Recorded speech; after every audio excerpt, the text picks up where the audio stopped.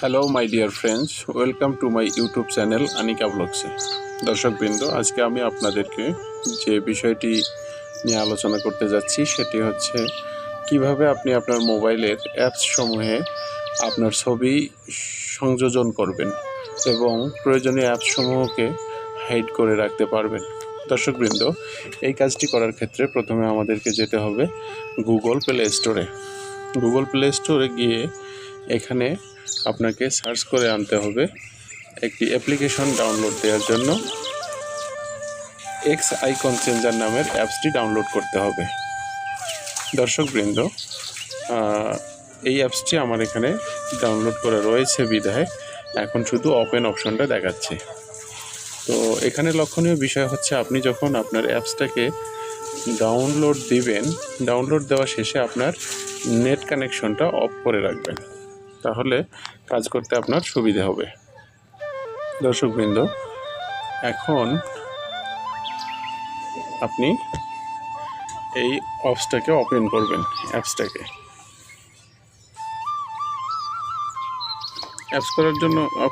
Open করার জন্য একটু সময় লাগবে।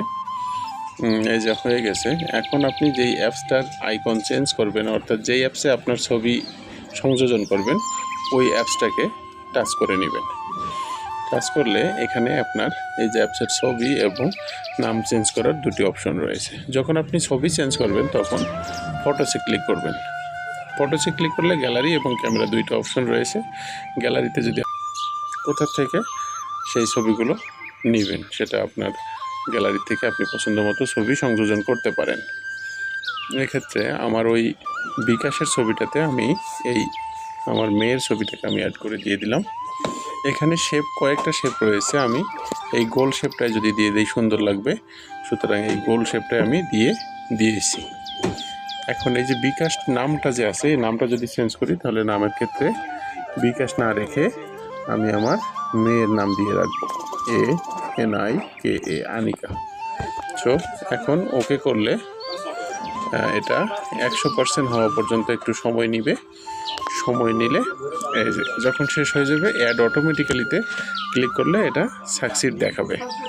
এখন যদি আপনি ডিফল্ট আইটেমে চেক করেন, এখানে এই যে আনিকা নামে এই অ্যাপসটা অলরেডি হয়ে গেছে চেঞ্জ। দর্শকবৃন্দ, আমার ভিডিওটা যদি আপনার একটু ভালো লেগে থাকে তাহলে অবশ্যই চ্যানেলটিকে লাইক, সাবস্ক্রাইব এবং কমেন্ট করবেন। ধন্যবাদ।